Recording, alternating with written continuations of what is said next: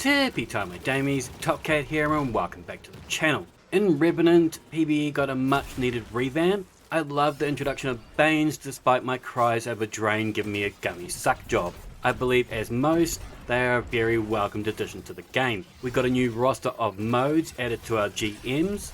I've heard complaints about all modes, but let's not forget they're there to make it harder. With that said, no modifier has seen more hate than Oscillation. When dealing damage with our scout rifles, pulse rifles and grenade launchers, they'll gradually reduce in damage, whilst increasing the damage of our submachine guns, shotguns and vice versa. At base I'm using a revision 0 here, it hits for 5344 a bullet. At times 1 decay this goes to 4900 for an 8% weapon nerf, but when we hit times 2 decay we now do 3474 a bullet. This is 35% less than our base and continues to do that same neg 35 at neg 3 stacks. My friend Red here has described this as a 3 up 3 down nerf buff, but it's actually not the case.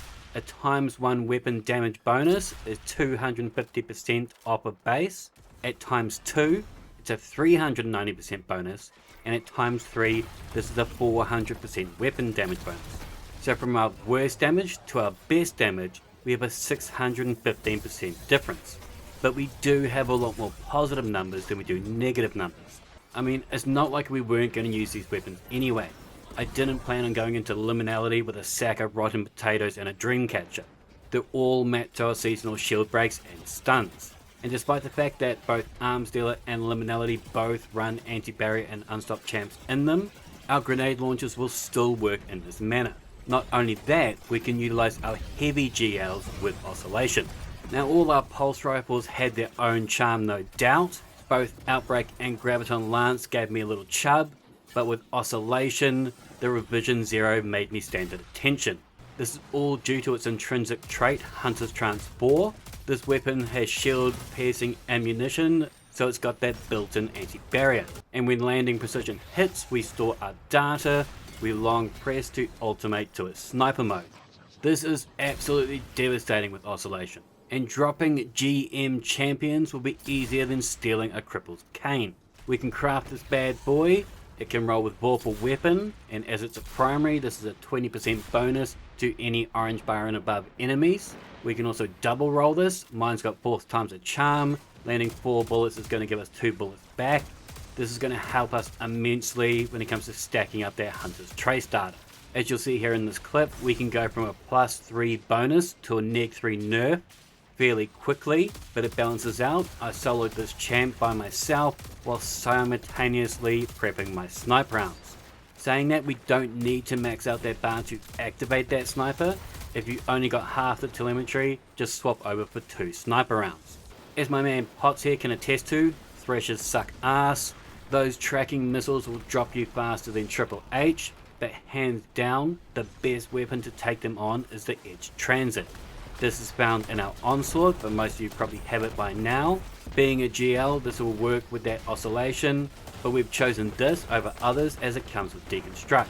This does 2 things for us. Firstly, it's going to reload ammo back upon our hits on vehicles, so no matter the mag size or grenade type you have, you'll be able to finish the job. And more importantly, it gives us a 40% damage bonus against vehicles.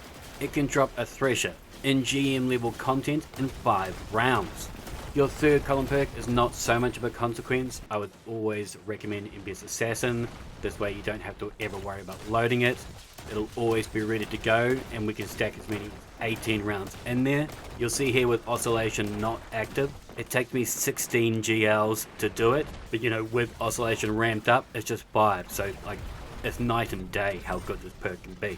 Perhaps the biggest complaint though of Oscillation is that not all y'all want to run an SMG or shotgun. I kinda feel this argument is less about Oscillation, rather a criticism on the artifact itself. Me personally though, I don't find this as an issue, as with Oscillation our SMGs can damage like specials. My SMG choice was 7 Seraph BY7. It too can roll with Vorpal weapon for that 20% damage bonus against our orange bars and up. I would recommend an Arc SMG. Firstly, this is going to match our Surge.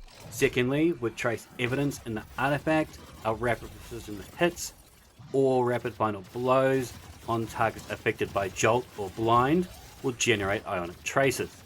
When boosted, we are granted an armor charge when picking up these traces. We then pair this with Retinal Burn, so our rapid arc precision hits will consume an armor charge to blind targets. We've got that double boost there, so this boosts both Trace Evidence and Retinal Burn, and by blinding this way instead, we emit a blinding burst.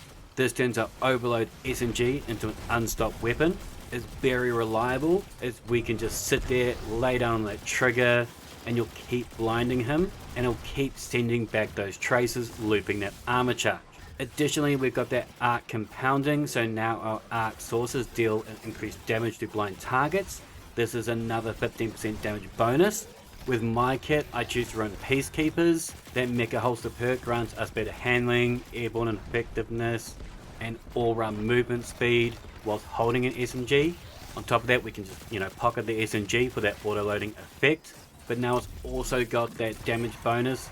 This ramps up as we hit targets. This maxes out at 20 for a ×2 damage bonus. So whatever SMG you run, try and get something with a plus 20 in the mag to make the most of it. Having that auto-loader really does come in handy when champ stunning. Pair that with that damage bonus of PKs plus the blind. It's a very good stun and swap combo. Now obviously not all of y'all are going to have that SMG. Arcalis will work.